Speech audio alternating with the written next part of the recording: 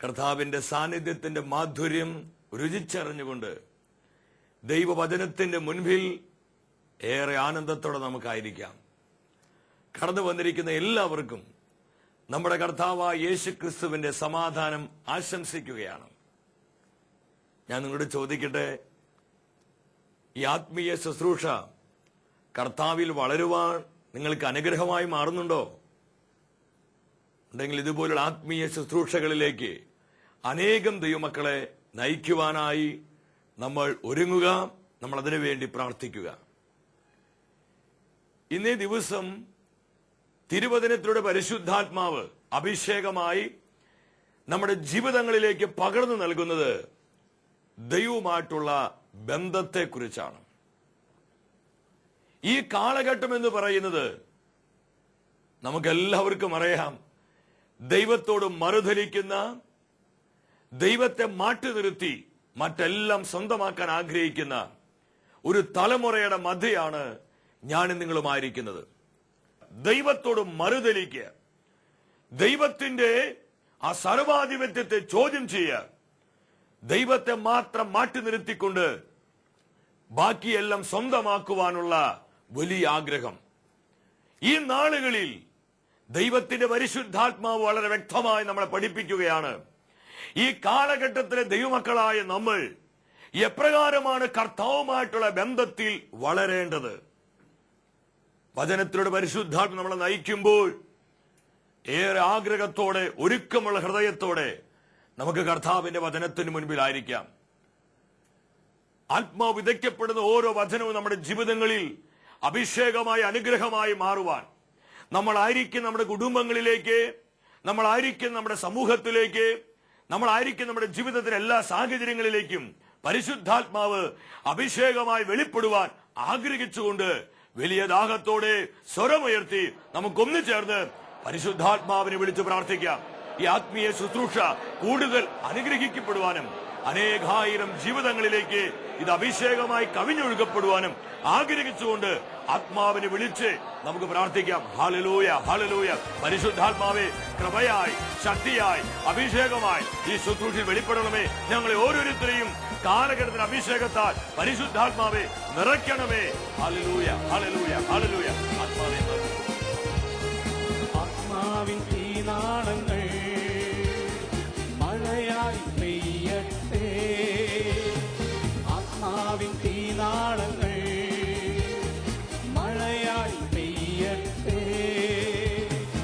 ആദിമസഭയുടെ കൂട്ടായ്മയിൽ ആത്മാവിൻ തീമഴ പെയ്തതുപോൽ, ആദിമസഭയുടെ കൂട്ടായ്മയിൽ ആത്മാവിൻ തീമഴ പെയ്തതുപോൽ, ആത്മാവിൻ തീനാളങ്ങൾ മഴയായി പെയ്യട്ടെ. Hallelujah, hallelujah, hallelujah. ആത്മാവേ നന്ദി. ഹല്ലേലൂയ. പ്രിയ ദൈവമക്കളെ, 63-ാം സങ്കീർത്തനം 1-ാം തിരുവചനത്തിൽ സങ്കീർത്തകനായ ദാവീദ് വലിയ പ്രത്യാശയോടെ പ്രാർത്ഥിക്കുകയാണ്. ദൈവമേ, അവിടുന്നാണ് എന്റെ ദൈവം, ഞാൻ അങ്ങയെ തേടുന്നു, എന്റെ ആത്മാവ് അങ്ങേക്കായി ദാഹിക്കുന്നു. എത്രമാത്രം കൃപ നിറഞ്ഞ മനോഹരമായൊരു പ്രാർത്ഥനയാണിത്. ഞാൻ അങ്ങയെ തേടുന്നു, എന്റെ ആത്മാവ് അങ്ങേക്കായി ദാഹിക്കുന്നു. ദൈവത്തിനായി ദാഹിക്കുന്ന ഒരു ആത്മാവ്, ദൈവത്തെ മാത്രം ആഗ്രഹിക്കുന്ന ആത്മാക്കൾക്ക് മാത്രമാണ് ദൈവത്തിൽ വളരുവാനായിട്ട് കഴിയുന്നത്. നമ്മൾ വിശുദ്ധ ബൈബിൾ ഉടനീളം പരിശോധിക്കുമ്പോൾ നമുക്ക് കാണുവാനായിട്ട് കഴിയും. ആരൊക്കെ കർത്താവിൽ വളർന്നിട്ടുണ്ടോ, ആരൊക്കെ ദൈവത്തിനായി പ്രയോജനപ്പെട്ടിട്ടുണ്ടോ, അവരെല്ലാം ഈ വിധം ദൈവത്തെ മാത്രം ആഗ്രഹിച്ചവരായിരുന്നു. നമ്മളൊക്കെ ആഗ്രഹിക്കുന്നത് അത്ഭുതമാണെങ്കിൽ കർത്താവ് ആഗ്രഹിക്കുന്നത് ബന്ധമാണ്. ബന്ധം. നമ്മൾ ദൈവത്തിന്റെ പ്രവർത്തികളെയല്ല സ്നേഹിക്കേണ്ടത്, ദൈവത്തെ തന്നെയാ. നമ്മൾ യേശുവിന്റെ ജീവിതത്തിലേക്ക് നോക്കി, എന്തുകൊണ്ടാ നമ്മുടെ കർത്താവായ യേശുവിന്റെ ശുശ്രൂഷയിലൂടെ ഇതുപോലെ ദൈവശക്തിയുടെ വ്യാപാരം വെളിപ്പെട്ടത്? പിതാവിനെ കുറിച്ച് ഇതുപോലെ യേശുവിനെ വെളിപ്പെടുത്തുവാൻ എന്തുകൊണ്ടാണ് കഴിഞ്ഞത്? ഒരേ ഒരു കാരണമേ ഉണ്ടായിരുന്നുള്ളൂ. യോഹന്നാന്റെ സുവിശേഷം 14-ാം അധ്യായം 8-9 തിരുവചനങ്ങളിലൂടെ ദൈവാത്മാവ് നമ്മോട് പറയുകയാണ്. അവിടെ പീലിപ്പോസ് യേശുവിനോട് ചോദിച്ചു, യേശുവേ, ഞങ്ങൾക്ക് പിതാവിനെ കാണിച്ചതാ, ഞങ്ങൾക്ക് അത് മതി. പിതാവിനെ കുറിച്ച് യേശു തന്റെ പ്രിയപ്പെട്ടവരോട് പഠിപ്പിച്ചു കഴിഞ്ഞപ്പോൾ ഫിലിപ്പോസ് പറഞ്ഞു, ഞങ്ങൾക്ക് പിതാവിനെ കാണിച്ചതാ യേശുവേ, ഞങ്ങൾക്ക് അത് മതി, വേറെ ഒന്നും വേണ്ട, ഞങ്ങൾക്ക് പിതാവിനെ കണ്ടാൽ മതി. ഉടനെ യേശു പറഞ്ഞു, ഇക്കാലം എത്രയും ഞാൻ നിങ്ങളുടെ കൂടെ ഉണ്ടായിരുന്നിട്ട് നിങ്ങൾ ഇതുവരെ പിതാവിനെ കണ്ടില്ലേ? യേശു ലോകത്തോട് വിളിച്ചു പറഞ്ഞൊരു വലിയ യാഥാർത്ഥ്യമുണ്ട്. എന്നെ കാണുന്നവൻ പിതാവിനെ കാണുന്നു, ഞാൻ പിതാവിലും പിതാവ് എന്നിലും വസിക്കുന്നു എന്ന് പറഞ്ഞാൽ ഞാനും എന്റെ പിതാവും ഒന്നാണ്. തന്റെ പിതാവുമായിട്ടുള്ള ആ അഭേദ്യമായ ബന്ധം, വിട്ടുപിരിയാത്ത ബന്ധം, ഈ ഒരു ബന്ധമായിരുന്നു യേശുവിന്റെ ശുശ്രൂഷയുടെ വിജയത്തിന്റെ രഹസ്യം എന്ന് പറയുന്നത്. പ്രിയ ദൈവമക്കളെ, ഈ നാളുകളിൽ ഞാനും നിങ്ങളും ഇതുപോലെ ദൈവമായിട്ടുള്ള ഒരു അഭേദ്യമായ ബന്ധത്തിൽ വളരുവാൻ, നമ്മുടെ കർത്താവുമായിട്ടുള്ള കൂട്ടായ്മയിൽ നമ്മൾ ആഴപ്പെടുവാനാണ് സ്വർഗം അതിയായി ആഗ്രഹിക്കുന്നത്. പഴയ നിയമത്തെ നമുക്ക് കാണുവാൻ പറ്റും. ദൈവത്തിന്റെ പ്രവാചകനായ മോശ, ഇസ്രായേൽ കണ്ടതിൽ വെച്ച് ഏറ്റവും വലിയ പ്രവാചകനായിരുന്നു മോശ. മോശയെ കുറിച്ച് തന്നെ എന്താണ് വചനം സാക്ഷ്യപ്പെടുത്തുന്നത്? പ്രഭാഷകന്റെ പുസ്തകം 45 അധ്യായം 2 തിരുവചനത്തിൽ മോശയെ കുറിച്ച് വചനം പറയുകയാണ്. ദൈവം അവനെ മഹത്വത്തിൽ ദൈവദൂതന്മാർക്ക് സമനാക്കി, ശത്രുക്കൾക്ക് ഭയകാരണമാകത്തക്ക വിധം ദൈവം അവനെ ശക്തനാക്കി. അവൻ അപേക്ഷിച്ചപ്പോൾ അവിടെ അടയാളങ്ങൾ പിൻവലിച്ചു. രാജാക്കന്മാരുടെയും മുൻപിൽ ദൈവം അവനെ സമുന്നതനാക്കി. ഇതുപോലെ സാമ്രാജ്യ ശക്തികളിൽ ദൈവശക്തി വെളിപ്പെടുത്തി രാജാക്കന്മാരുടെ മുൻപിൽ പോലും കർത്താവിന്റെ സാന്നിധ്യത്തെ ഇറക്കി ദൈവജനത്തെ ഇതുപോലെ ദൈവിക അഭിഷേകത്തിലേക്ക് നയിച്ച മറ്റൊരു പ്രവാചകനെ ഇസ്രായേൽ ജനത കണ്ടിട്ടില്ല. എന്തായിരുന്നു മോശയുടെ ശുശ്രൂഷയുടെ രഹസ്യം എന്ന് പറയുന്നത്? മോശയുടെ മേൽ വെളിപ്പെട്ട ഈ അഭിഷേകത്തിന്റെ രഹസ്യം എന്തായിരുന്നു? പ്രിയ ദൈവമക്കളെ, നിയമാവർത്തന പുസ്തകം 34 അധ്യായം 10 പറയുകയാണ്, കർത്താവ് മുഖാമുഖം സംസാരിച്ച മോശയെ പോലെ മറ്റൊരു പ്രവാചകൻ ഇസ്രായേൽ ഉണ്ടായിട്ടില്ല. ദൈവമായിട്ടുള്ള മോശയുടെ വിട്ടുപിരിയാത്ത ബന്ധമായിരുന്നു ഇതുപോലൊരു അഭിഷേകം മോശയുടെ ശുശ്രൂഷയിലൂടെ, ജീവിതത്തിലൂടെ വെളിപ്പെടുവാനുള്ള പ്രധാന കാരണം. പുറപ്പാടിന്റെ പുസ്തകം 33 അധ്യായത്തിലേക്ക് നമ്മൾ വരുമ്പോൾ അവിടെ സ്വർഗത്തിലെ ദൈവം മോശയെ നോക്കി പ്രധാനമായും 5 കാര്യങ്ങൾ പറയുന്നുണ്ട്. 1 മുതൽ 3 വരെയുള്ള വാക്യങ്ങൾ നമ്മൾ പരിശോധിക്കുമ്പോൾ നമുക്ക് കാണുവാൻ കഴിയും. ഒന്നാമതായി ദൈവം മോശയോട് പറഞ്ഞു, മോശേ, ഈജിപ്തിൽ നിന്ന് നീ കൂട്ടിക്കൊണ്ടുവന്ന നീയും ഇസ്രായേൽ ജനവും കൂടെ ഞാൻ അവരുടെ പിതാക്കന്മാർക്ക് വാഗ്ദാനം കൊടുത്തിരിക്കുന്ന അബ്രഹാമിനോടും ഇസ്ഹാക്കിനോടും യാക്കോബിനോടും ഞാൻ ഉടമ്പടി ചെയ്തിരിക്കുന്ന ആ നാട്ടിലേക്ക് നിങ്ങൾ പോകുവിൻ. ദൈവം പറഞ്ഞു, ഞാനിതാ വാഗ്ദത്തങ്ങളൊക്കെ നിറവേറ്റാൻ പോവുകയാ. നമുക്ക് എല്ലാവർക്കും ഒത്തിരി ഇഷ്ടമുള്ള കാര്യമാണ് ദൈവത്തിന്റെ വാഗ്ദത്തങ്ങൾ. നമ്മളെല്ലാവരും ഒത്തിരി ഇഷ്ടപ്പെടുകയാ വാഗ്ദത്തങ്ങളെ. ദൈവിക വാഗ്ദത്തങ്ങൾ ഇഷ്ടപ്പെടാത്ത ഒരു മനുഷ്യൻ പോലുമില്ല. എന്നാൽ ദൈവം പറഞ്ഞു, ഞാൻ ഈ വാഗ്ദത്തങ്ങളൊക്കെ നിറവേറ്റാനായി പോവുകയാണ്. രണ്ടാമത് ദൈവം പറഞ്ഞു, ഞാൻ നിങ്ങൾക്ക് മുൻപേ ഒരു ദൂതനെ അയക്കും. ദൈവദൂതന്മാരുടെ ശുശ്രൂഷ ദൈവം തന്റെ ജനത്തിന് പ്രദാനം ചെയ്യുകയും മോശയോട് ദൈവം പറഞ്ഞു, ഞാനിതാ എന്റെ ദൂതനെ നിങ്ങൾക്കായി അയക്കുകയാണ്. യാത്രയിൽ നിങ്ങൾക്കുണ്ടാകുന്ന പ്രതികൂലങ്ങളെ, പ്രതിബന്ധങ്ങളെ തച്ചുടയ്ക്കുവാനായി ദൈവജനത്തിന് അനുഗ്രഹമായ അഭിഷേകമായി ദൈവം സ്വർഗത്തിൽ നിന്ന് ദൂതനെ വിടുകയാണ്. ഏഞ്ചലിക് മിനിസ്ട്രി, ദൈവദൂതന്മാരുടെ ശുശ്രൂഷ ദൈവം പ്രൊവൈഡ് ചെയ്തു. മൂന്നാമത് ദൈവം പറഞ്ഞു, ജബൂസിരെയും കാനാൻകാരെയും അമോനിരെയും ഹിത്തിരെയും പരിസ്സരെയും ഹിവ്യരെയും ഞാൻ ഓടിച്ചു കളയും എന്ന് പറഞ്ഞാൽ ശത്രുക്കളുടെ മേൽ ഞാൻ നിങ്ങൾക്ക് വിജയം നൽകും. ആരും നിങ്ങളെ പരാജയപ്പെടുത്തുകയില്ല. ഒരു തിന്മയ്ക്കും ഒരു മാനുഷിക ശക്തികൾക്കും നിങ്ങളെ തോൽപ്പിക്കാൻ പറ്റില്ല. ഞാൻ നിങ്ങൾക്ക് വിജയം നൽകും. പ്രിയ ദൈവമക്കളെ, നമ്മളെല്ലാവരും ഒരുപാട് ആഗ്രഹിക്കുന്ന ഒരു കാര്യമാണ് ജീവിത വിജയം. പഠിക്കുന്ന കുഞ്ഞുങ്ങൾ മുതൽ പ്രായമായ വ്യക്തികൾ അവർ ആഗ്രഹിക്കുന്ന കാര്യമാണ് ജീവിതത്തിന് വിജയം ഉണ്ടാകണം, ജീവിതത്തിൽ വിജയം കൈവരിക്കണം. നമ്മൾ പലപ്പോഴും പ്രാർത്ഥിക്കുന്നൊരു വിഷയം തന്നെ ജീവിതത്തിൽ വിജയം ഉണ്ടാകുവാനാ. എന്നാൽ ദൈവം പ്രോമിസ് ചെയ്തു, ഇതാ ഞാൻ നിങ്ങൾക്ക് വിജയം നൽകുന്നു. നാലാമത് ദൈവം പറഞ്ഞു, പാലും തേനും ഒഴുകുന്ന ആ നാട്ടിലേക്ക് നിങ്ങൾ പോകുവിൻ. അഭിവൃദ്ധിയുടെ നാട്, ഒന്നിനും കുറവില്ലാത്ത, അത് സമൃദ്ധി നിറഞ്ഞ ആ കാനാൻ നാട്, ഇത് ഞാൻ നിങ്ങൾക്ക് നൽകുകയാ. ഈ 4 വാഗ്ദത്തങ്ങൾ ദൈവം മോശയ്ക്ക് കൊടുക്കുകയാ. ഇത് നമ്മളോട് ദൈവം പറഞ്ഞതെങ്കിൽ നമ്മൾ എന്തുമാത്രം സന്തോഷിക്കും, നമ്മൾ എന്തുമാത്രം കർത്താവിനെ സ്തോത്രം ചെയ്യും. സകല വാഗ്ദത്തങ്ങൾ നാളിതുവരെ ദൈവം നൽകിയ എല്ലാ വാഗ്ദത്തങ്ങളും ദൈവം നിറവേറ്റാൻ പോകുന്നു. ഇതാ ദൂതന്മാരെ വിട്ട് നമ്മളെ സംരക്ഷിക്കുന്നു, നമുക്ക് ജീവിതത്തിൽ പൂർണ്ണമായ വിജയം നൽകുന്നു. 4 എല്ലാ വിധത്തിലുള്ള അഭിവൃദ്ധിയും ദൈവം പ്രദാനം ചെയ്യുന്നു. നമ്മളൊക്കെ തുള്ളിച്ചാടുന്ന സന്തോഷം കൊണ്ട് അതുപോലത്തെ വാക്കുകളാണ്, അതുപോലത്തെ വാഗ്ദത്തങ്ങളാണ് ദൈവം മോശയ്ക്ക് നൽകിയത്.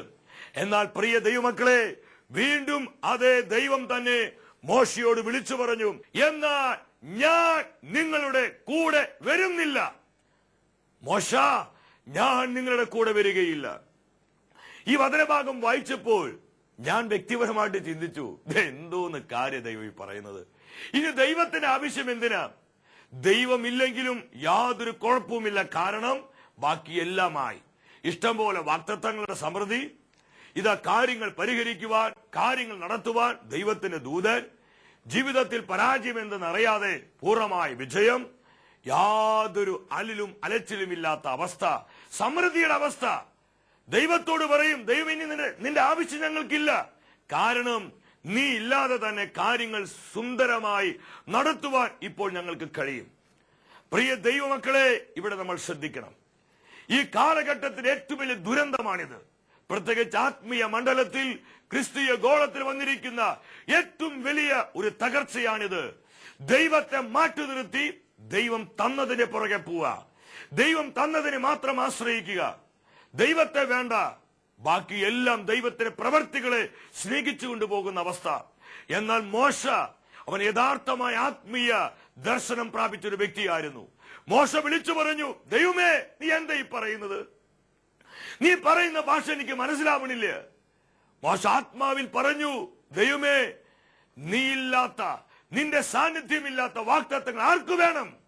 ദൈവമേ, നീയില്ലാത്ത, നിന്റെ സാന്നിധ്യമില്ലാത്ത വിജയം എന്തിനാണ്? മോശ അതിൽ ഒരു ശൂന്യത മനസ്സിലാക്കി. ദൈവമില്ലാത്ത അഭിവൃദ്ധി ആർക്ക് വേണം? അത് തികച്ചും പരാജയമാണ്, അത് തികച്ചും വ്യർത്ഥമാണ്. ദൈവമില്ലാതെ ദൈവത്തിന്റെ ദൂതനെ എനിക്ക് എന്തിനു വേണം? മോശ പറഞ്ഞു, എനിക്ക് വേണ്ടത് നിന്റെ വാഗ്ദത്തങ്ങളല്ല, എനിക്ക് വേണ്ടത് നിന്റെ ദൂതനെയല്ല, എനിക്ക് വേണ്ടത് തേനും പാലും ഒഴുകുന്ന കാനാൻ നാടല്ല, ആ തേനല്ല.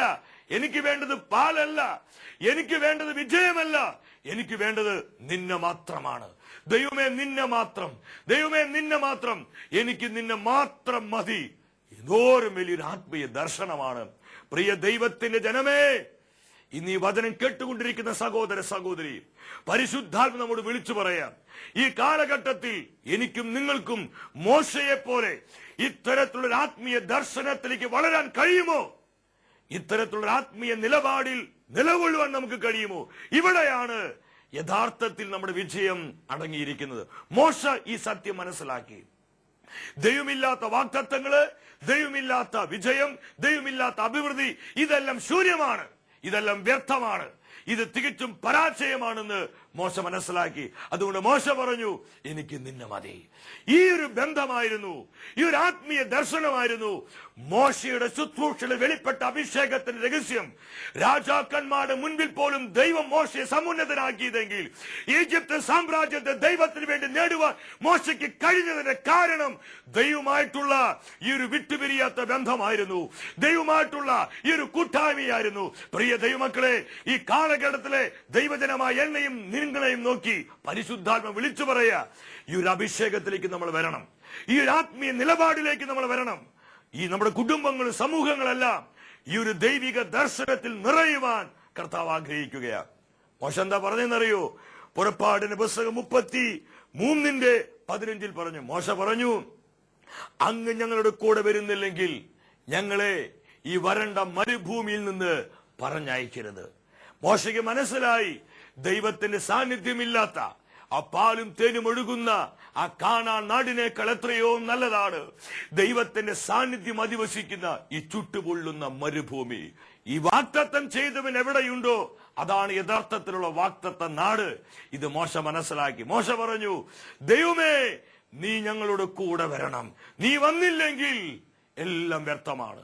നിന്റെ സാന്നിധ്യമില്ലെങ്കിൽ എല്ലാം ശൂന്യമാണ്. മോശയുടെ ഈ നിലപാട് ദൈവത്തിന്റെ ഹൃദയത്തെ വല്ലാതെ ആനന്ദിപ്പിച്ചു. ദൈവത്തിന്റെ ഹൃദയത്തെ വല്ലാതെ സന്തോഷിപ്പിച്ചു.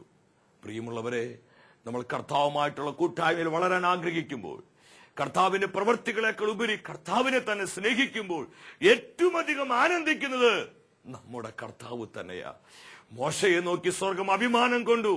മോശയെ നോക്കി സ്വർഗം ആനന്ദിച്ചു. ദൈവം വിളിച്ചു പറഞ്ഞു 17-ാമത്തെ വാക്യത്തിൽ, നീ ആവശ്യപ്പെട്ട ഈ കാര്യവും ഞാൻ ചെയ്യും. കാരണം മോശേ, നീ എന്റെ പ്രീതി നേടിയിരിക്കുന്നു. ഹല്ലേലൂയ! ഇതെന്തോരം വലിയ സാക്ഷ്യമാണ് ദൈവമക്കളെ. ദൈവം വിളിച്ചു പറയാ, നീ എന്റെ പ്രീതി നേടിയിരിക്കുന്നു. തുടർന്ന് ദൈവം ഒരു വലിയ വാഗ്ദത്തം, ഇത് മോശയുമായി ഒരു വലിയ ഉടമ്പടി ദൈവം മോശയ്ക്ക് കൊടുക്കുകയാ. എന്നെ വല്ലാതെ സ്വാധീനിച്ചൊരു വചനമാണിത്. ഇതാണ് പ്രിയ ദൈവമക്കളെ അത്ഭുതത്തിന്റെ താക്കോൽ എന്ന് പറയുന്നത്. Key of miracle. അത്ഭുതത്തിന്റെ താക്കോൽ ഇതാണ്. അഭിഷേകത്തിനും അനുഗ്രഹത്തിനും താക്കോൽ ഇതാണ്. എന്താണ് ദൈവം മോശയുമായി ചെയ്ത ഉടമ്പടി? പുറപ്പാടിന്റെ പുസ്തകം 34-ാം അധ്യായം 10-ാം തിരുവചനത്തിൽ ദൈവം പറഞ്ഞു, ദൈവം അരുളി ചെയ്തു, ഇതാ ഞാൻ ഒരു ഉടമ്പടി ചെയ്യുന്നു. ലോകത്തിൽ ഒരിടത്തും ഒരു ജനതയുടെ ഇടയിലും നടന്നിട്ടില്ലാത്ത തരം അത്ഭുതങ്ങൾ നിന്റെ ജനത്തിന്റെ മുൻപിൽ ഞാൻ പ്രവർത്തിക്കും. ഹല്ലേലൂയ! മോശ അത്ഭുതം ചോദിച്ചില്ല. മോശ അടയാളം ചോദിച്ചില്ല. മോശ സൗഖ്യം ചോദിച്ചില്ല. മോശ ദൈവത്തിന്റെ വീര്യ പ്രവൃത്തികൾ ചോദിച്ചില്ല. മോശ ദൈവശക്തിയുടെ വ്യാപാരത്തെ ചോദിച്ചില്ല. മോശ ചോദിച്ചത് ഒന്ന് മാത്രം, എനിക്ക് നിന്നെ മതി, നിന്നെ മതി. ദൈവമേ, നിന്നെ മാത്രം മതി, നിന്നെ മാത്രം. ദൈവത്തിനായി ദാഹിക്കുന്ന ഒരു ആത്മാവ്, ഇതായിരുന്നു മോശയുടെ പ്രത്യേകത. എന്നാൽ ദൈവം പ്രോമിസ് ചെയ്തു, നീ എന്നെ മാത്രം ആഗ്രഹിച്ചതുകൊണ്ട്, നീ എന്നെ മാത്രം സ്വന്തമാക്കിയതുകൊണ്ട്, നീ ഞാനുമായിട്ടുള്ള കൂട്ടായ്മയിൽ വളരുവാൻ ഇഷ്ടപ്പെട്ടതുകൊണ്ട്, മോശേ, ലോകത്തിൽ ഒരു ജനതയുടെ ഇടയിലും നടന്നിട്ടില്ലാത്ത തരം അത്ഭുതങ്ങൾ നിന്റെ ജനത്തിന്റെ മുൻപിൽ ഞാൻ പ്രവർത്തിക്കും. തുടർന്ന് കർത്താവ് ഒരു കാര്യം കൂടി പറഞ്ഞു, നിന്റെ ചുറ്റുമുള്ള ജനതകൾ കർത്താവിന്റെ പ്രവൃത്തി കാണും. നിനക്ക് വേണ്ടി ഞാൻ ചെയ്യാൻ പോകുന്നത് ഭയാനകമായൊരു കാര്യമാ. മോശയുടെ ജീവിതം നമ്മൾ എടുത്ത് പഠിച്ചോ? അതുപോലെ ദൈവശക്തി മോശയുടെ വെളിപ്പെട്ടു. ദൈവത്തിന്റെ സാന്നിധ്യം വെളിപ്പെട്ടു. ദൈവത്തിന്റെ മഹിമയാർന്ന തേജസ് വെളിപ്പെട്ടു. കാരണം ദൈവത്തെ മാത്രം ആഗ്രഹിച്ചു. പ്രിയ ദൈവമക്കളെ, പരിശുദ്ധാത്മാവ് തിരുവചനത്തിലൂടെ നൽകിയ ഈ അഭിഷിക്ത ദൂത് നമ്മുടെ ജീവിതത്തിലേക്ക് ഏറ്റുവാങ്ങ്. ഞാൻ ആത്മാവിൽ വീണ്ടും വിളിച്ചു പറയട്ടെ, നമ്മൾ ദൈവത്തിന്റെ പ്രവർത്തികളെ എല്ലാം സ്നേഹിക്കേണ്ടത് ദൈവത്തെ തന്നെയാ. നമ്മൾ ദൈവത്തെ മാത്രം സ്നേഹിക്കുമ്പോൾ, നമ്മൾ നമ്മുടെ കർത്താവിനെ മാത്രം ആഗ്രഹിക്കുമ്പോൾ നമ്മുടെ ജീവിതത്തിൽ അത്ഭുതങ്ങൾ താനേ വരും. നമ്മുടെ ജീവിതത്തിലേക്ക് അനുഗ്രഹങ്ങൾ ഒഴുകിയിറങ്ങും. ഞാൻ പറയട്ടെ, അനുഗ്രഹങ്ങൾ നമ്മുടെ ജീവിതത്തിൽ ക്യൂ നിൽക്കും. എന്തിനെന്നറിയോ? നമ്മുടെ ജീവിതത്തിലേക്ക് പ്രവേശിക്കാൻ. സൗഖ്യം വെളിപ്പെടും. ദൈവത്തിന്റെ വീര്യ പ്രവർത്തികൾ വെളിപ്പെടും. എപ്പോൾ? ദൈവത്തെ മാത്രം നീ ആഗ്രഹിക്കാൻ തുടങ്ങുമ്പോൾ, ദൈവത്തെ മാത്രം സ്വന്തമാക്കുമ്പോൾ. തുറന്നു വരുന്ന ആരാധന ശുശ്രൂഷയിലൂടെ ഈ ഒരു അഭിഷേകം ഏറ്റെടുത്തുകൊണ്ട് നമ്മുടെ കുടുംബങ്ങളും നമ്മുടെ കുഞ്ഞുങ്ങളും നമ്മുടെ സഭാ സമൂഹങ്ങളും, അതേ ലോകം മുഴുവൻ ഈ ഒരു അഭിഷേകാഗ്നിയിൽ നിറയപ്പെടുവാൻ ആഗ്രഹിച്ച് നമുക്കേറെ ഉത്സാഹത്തോടെ പ്രാർത്ഥിക്കാം. അതിനായി ദൈവം നമ്മെല്ലാവരെയും സമൃദ്ധമായി അനുഗ്രഹിക്കട്ടെ.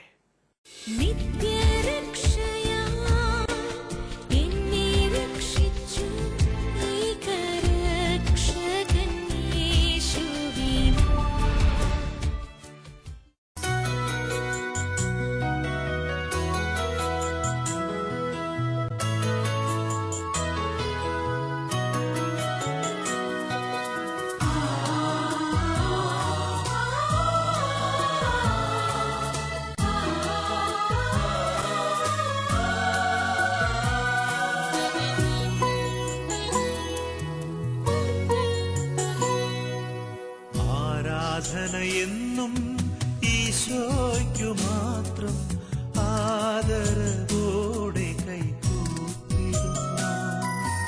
ആത്മനാഥാനിനാരാധന, ആത്മജരേകിടും ആരാധന. പരിശുദ്ധനായ കർത്താവിന്റെ മുൻപിൽ ഒരുക്കമുള്ള ഹൃദയത്തോടെ നമുക്കായിരിക്കാം. പരിശുദ്ധ കുർബാനയായി നമ്മുടെ മധ്യേ കടന്നു വന്നിരിക്കുന്ന കർത്താവിന്റെ സാന്നിധ്യം തിരിച്ചറിഞ്ഞുകൊണ്ട് ഈ ആരാധനയുടെ നിമിഷങ്ങളിൽ ഏറെ വിശ്വാസത്തോടെ നമുക്ക് പ്രാർത്ഥിക്കാം. പ്രിയ ദൈവമക്കളെ, തിരുവചനത്തിലൂടെ പരിശുദ്ധാത്മ നമ്മളെ പഠിപ്പിച്ചു. ഈ കാലഘട്ടത്തിൽ ദൈവവുമായിട്ടുള്ള ബന്ധത്തിൽ നമ്മൾ വളരേണ്ടതിന്റെ ആവശ്യകതയെക്കുറിച്ച് വലിയ നുറുക്കത്തോടെ നമുക്ക് പ്രാർത്ഥിക്കാം. പരിശുദ്ധാത്മാവെ, കർത്താവുമായിട്ടുള്ള കൂട്ടായ്മയിൽ ആഴപ്പെടുവാൻ, ദൈവമായിട്ടുള്ള ബന്ധത്തിൽ വളരുവാൻ ഞങ്ങൾ ഓരോരുത്തരെയും അഭിഷേകം ചെയ്യണമേ. ഞങ്ങളുടെ കുടുംബങ്ങൾ അതിനായിട്ട് അഭിഷേകം ചെയ്യണമേ. ഞങ്ങളുടെ ജീവിതത്തെ സാഹചര്യങ്ങൾ അഭിഷേകം ചെയ്യണമേ. ഞങ്ങളുടെ സമൂഹങ്ങൾ അഭിഷേകം ചെയ്യണമേ. ഏറെ നുറുങ്ങിയ ഹൃദയത്തോടെ നമുക്ക് യേശുവിനെ വിളിച്ച് പ്രാർത്ഥിക്കാം. പരിശുദ്ധ കുർബാനയുടെ മുമ്പിൽ സാധിക്കുന്ന ദൈവമക്കൾ മുട്ടുകുത്തി നിന്ന് ഇരുകരങ്ങളും ദിവ്യകാരുണ്യ നാഥന്റെ മുൻപിലേക്ക് നീട്ടിപ്പിടിച്ച് വിശുദ്ധ കുർബാനയിലേക്ക്, തിരുവോസ്തിയിലേക്ക് വിശ്വാസത്തോടെ നോക്കി പ്രാർത്ഥിക്കുക. നുറുങ്ങിയ ഹൃദയങ്ങളെ കർത്താവ് നിരസിക്കുകയില്ല. നിലവിളിച്ചുകൊണ്ട് പ്രാർത്ഥിക്കാം. ദൈവം നൽകുന്നതിനെയല്ല, ദൈവത്തെ തന്നെ സ്നേഹിക്കുവാൻ. കർത്താവെ, അങ്ങയെ സ്നേഹിച്ചുകൊണ്ട് അങ്ങുമായിട്ടുള്ള ബന്ധത്തിൽ വളരുവാൻ, വ്യക്തിപരമായി അങ്ങുമായിട്ടുള്ള കൂട്ടായ്മയിൽ ആഴപ്പെടുവാൻ ഞങ്ങൾ ഓരോരുത്തരും അഭിഷേകം ചെയ്യണമേ. ഞങ്ങളെ വിശുദ്ധീകരിക്കണമേ, ശക്തീകരിക്കണമേ. ആഗ്രഹിച്ച് പ്രാർത്ഥിക്കുന്ന ദൈവമക്കളെ, ഈ സമയം ദൈവത്തിന്റെ പരിശുദ്ധാത്മാവ് അനേകം ജീവിതങ്ങൾ അഭിഷേകം ചെയ്യുകയാണ്. കർത്താവിൽ വളരാൻ ആഗ്രഹിക്കുന്ന ഒരുപാട് ദൈവമക്കളെ ഈ സമയം പിതാവായ ദൈവം കരങ്ങൾ നീട്ടി അഭിഷേകം ചെയ്തുകൊണ്ടിരിക്കുന്നു. കർത്താവ് പകരുന്ന അഭിഷേകത്തെ ഏറ്റെടുത്തുകൊണ്ട് വിശ്വാസത്തോടെ പ്രാർത്ഥിക്കുക. യേശുവിനെ വിളിച്ച് പ്രാർത്ഥിക്കുക. Hallelujah, hallelujah, hallelujah. കർത്താവെ പ്രവർത്തിക്കണമേ, കർത്താവ് ഇടപെടണമേ, കർത്താവെ അത്ഭുതങ്ങൾ ചെയ്യണമേ, നിന്റെ സാന്നിധ്യം കൊണ്ട് നിറയ്ക്കണമേ. ഇരു കരങ്ങളും കർത്താവിന്റെ മുൻപിലേക്ക് വിശ്വാസത്തോടെ ഉയർത്തിപ്പിടിച്ച് വലിയ ദാഹത്തോടെ പ്രാർത്ഥിക്കുക. ഓ പരിശുദ്ധാത്മാവിനെ ഞങ്ങൾ അഭിഷേകം ചെയ്യണമേ. പരിശുദ്ധാത്മ വിശുദ്ധീകരിക്കണമേ. കർത്താവുമായുള്ള ബന്ധത്തിൽ വളരുവാൻ ഞങ്ങളെ ശക്തീകരിക്കണമേ. അതിന് വിരുദ്ധമായി നിൽക്കുന്ന എല്ലാ അന്ധകാര ശക്തികളും തിന്മയുടെ ആധിപത്യങ്ങളും യേശുക്രിസ്തുവിന്റെ അധികാരമുള്ള നാമത്തിൽ നിർവീര്യമാകട്ടെ. Hallelujah, hallelujah, hallelujah. ഇതേ പരിശുദ്ധ കുർബാനയിൽ നിന്ന് കർത്താവിന്റെ അത്ഭുത ശക്തി വ്യാപരിച്ചുകൊണ്ടിരിക്കുന്നു. ആരാധന, ആരാധന, ആരാധന. പ്രവാചകന്മാരെ പോലെ, അപ്പോസ്തലന്മാരെ പോലെ, വിശുദ്ധരെ പോലെ, പരിശുദ്ധ അമ്മയെ പോലെ ദൈവമായിട്ടുള്ള അഭേദ്യമായ ബന്ധത്തിൽ, ദൈവമായിട്ടുള്ള വിട്ടുപിരിയാത്ത ബന്ധത്തിൽ വളരുന്ന ദൈവമക്കളായി ഞങ്ങൾ ഓരോരുത്തരും തീരുവാൻ പിതാവെ കരങ്ങൾ നീട്ടി അഭിഷേകം ചെയ്യണമേ. വിശ്വാസത്തോടെ സ്വരമേറ്റ് ഒരിക്കൽ കൂടെ യേശുവിനെ വിളിച്ച് പ്രാർത്ഥിക്കേ. Hallelujah, hallelujah. ആത്മാവിൻ തീനാളങ്ങൾ മഴയായി പെയ്യട്ടെ. ആദിമസഭയുടെ കൂട്ടായ്മയിൽ ആത്മാവിൻ തീമഴ പെയ്തതുപോൽ ആത്മാവിൻ തീനാളങ്ങൾ മഴയായി പെയ്യട്ടെ. ആത്മാവിൻ തീനാളങ്ങൾ മഴയായി പെയ്യട്ടെ. അഭിഷേകം ചെയ്യണമേ, അഭിഷേകം ചെയ്യണമേ, വിശുദ്ധീകരിക്കണമേ. Hallelujah, hallelujah, hallelujah. യേശുവേ നന്ദി, യേശുവേ സ്തുതി, യേശുവേ മഹത്വം, യേശുവേ ആരാധന. Hallelujah, hallelujah, hallelujah, hallelujah. യേശുവേ നന്ദി, ആത്മാവേ നന്ദി.